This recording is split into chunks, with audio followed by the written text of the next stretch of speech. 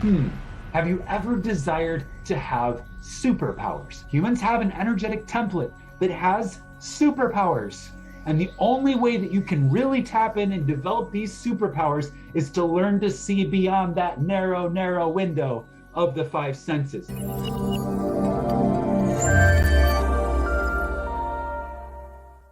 All right, so today we're going to talk about S.A.T.S. S.A.T.S, S-A-T-S, is an acronym that stands for State Akin to Sleep, S.A.T.S.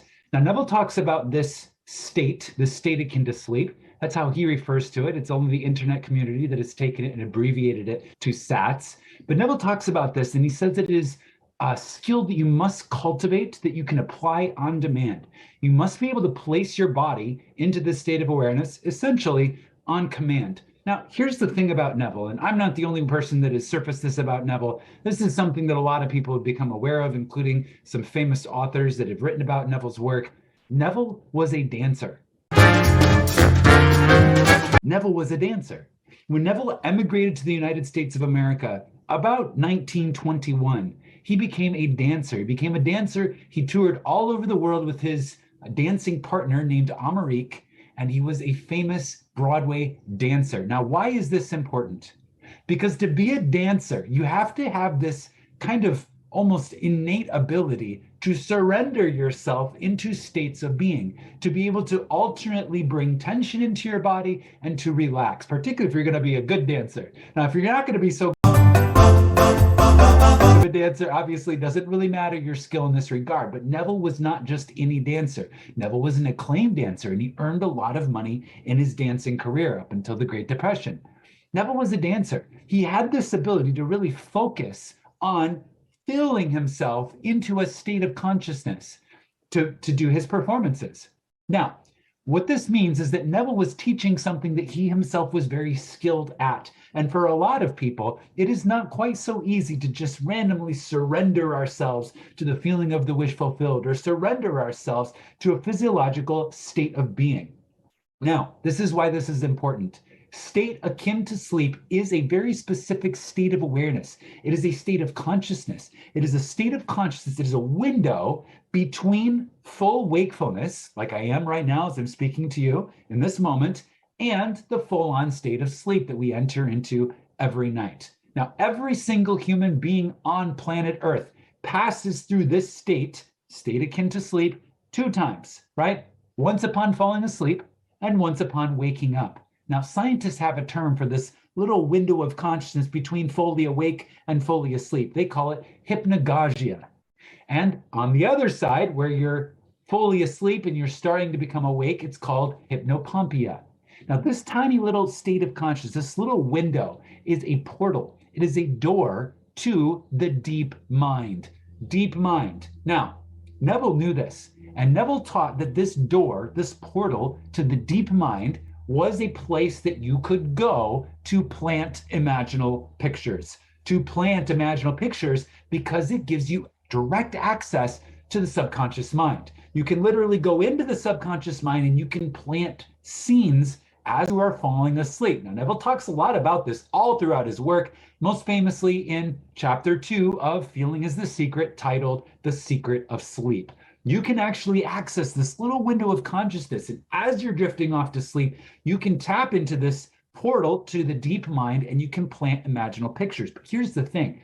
I have been experimenting with state akin to sleep, this portal state of consciousness, since I first discovered it in Neville's writings about 6 years ago. And in that amount of time, I have had a lot of practice with state akin to sleep. And I have found that it is a portal, is a door to a lot of states of consciousness beyond just those in which we can plant imaginal pictures. I've also found that it is actually access to a whole multidimensional realm of awareness. It is really quite incredible. It is really quite amazing what types of things we can tap into when our 5 senses are shut down, our body, as we understand it, is asleep, and our mind, our awareness as a point of consciousness, a point of presence, is awake. As it turns out, through the studies and the research that I've done, as it turns out, each one of our senses has an energetic requirement upon our biology, right? So for me to be able to process sensory data through my eyes, it's actually kind of like a energetic overhead on the electrical system running throughout my body. If I'm hearing things, I'm paying attention to what I'm hearing, that requires some energy for my brain to process those audio signals. Same thing with sensation. If I'm reaching out and I'm touching something, or I'm aware of the feeling, the sensation of the clothes that are on my body, all of these are electrical stimulations, and they require energetic overhead to process in my consciousness and in my awareness, and particularly biologically in my body. Now, here's the thing. In state akin to sleep, the eyes are closed, right? Which is cutting off that source of stimulus and thus conserving that energy, right? A lot of times we're using either white noise, or we are somehow blocking out what we are hearing, or simply diverting all of our attention away from what we are hearing. And thus we are conserving the electrical energy associated with hearing. Same with touch. Our body is immobilized. We're in a relaxed, sleepy state. Our muscles have no tension in them. Again, conserving the energy. What happens with all this excess energy that we have cultivated in our system when we are in this state of awareness? You guessed it. All of this energy can be cultivated and brought up to that third eye, and it can help open the door of the third eye, open the portal through state akin to sleep to access the realms of the multiverse. Now, this is perhaps the deepest rabbit hole there is. The things that I have experienced journeying into this window, I can't even begin to describe here, because they are so phenomenal that a lot of you, well, if you've watched any superhero movies, you have a little bit of a hint of the types of states of awareness that can be tapped into through this window. So why am I talking about this today? I'm talking about this today because it is extremely important as a technique to bring awareness to this idea of S.A.T.S. Why? Because the amount of reality that you are perceiving in this moment is about this wide. You can perceive with your five senses and your waking sense of awareness, right? The waking brainwave state that you're in, where you're processing what appears to be solid physical reality around you. You're perceiving about this much of reality.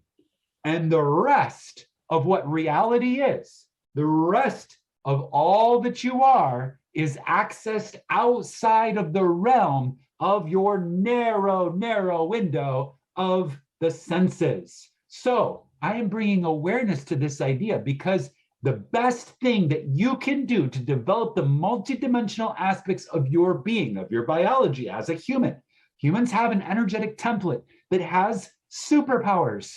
And the only way that you can really tap in and develop these superpowers is to learn to see beyond that narrow window of the five senses. How do you do that? You practice in the state akin to sleep. How do you do that?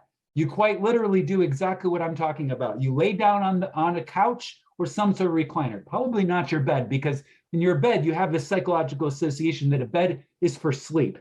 We don't want to lay down in the bed. We want to relax on a lounger, some sort of couch, some sort of recliner. We want to get back into a state of awareness where we can relax. We can let all the tension leave our body, but we can keep our mind awake. Another point, you probably don't want to do this at bedtime. You probably don't want to do this first thing in the morning either. You can, but what I found to be best for practice is to do this in the early afternoon.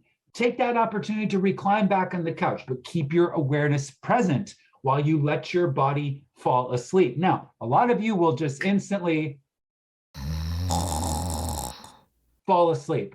And here's the thing. You can, through practice, build your ability to hold your attention, to hold your awareness, to hold your wakefulness in a way that allows you to shift that brainwave state into that door, into that window of awareness without actually losing consciousness. And that's the key. This does require practice. And that's why I'm talking with you about it now, because I want to encourage you to start to build a daily practice of S.A.T.S, a daily practice of state akin to sleep, to begin to develop your multidimensional superpowers. Now, what else can you do to explore these multidimensional superpowers? I'm so glad you asked. As it turns out, I have created a training retreat, an in-person residential training retreat in the Catskill Mountains of New York. The Catskill Mountains of New York, one of the most beautiful mountain ranges on the planet. I think they're all beautiful, but there's something very, very special about the Catskill Mountains. In fact, one of my favorite books of all time, My Side of the Mountain, written about the Catskill Mountains. Catskill Mountains of New York, Menla Retreat Center, belongs to the Dalai Lama, this incredibly sacred site of very pristine spiritual energy. That is where we are going for a 7-day residential in-person training retreat focusing on developing our ability to tap into this S.A.T.S state. Now, this is not a retreat that you just come and nap for 7 days, as fun as that might be. This is actually a retreat where I am introducing a series of practices. This is a protocol. There is a system that I have developed, and I'm going to be walking each of you through. Each of you that attends this retreat, I'm going to walk you through this very systematic approach to entering the state akin to sleep as a portal. And together, we're going to explore multidimensional realms of awareness together as a group using this system. Now, this is a very precise technique, and it is something I've developed to reliably induce these expanded states of awareness. Now, what can this do for your life? Have you ever desired to have superpowers? Have you ever wanted to see the future or view past events? Have you ever wanted to come out of your body and explore the real time zone on planet Earth?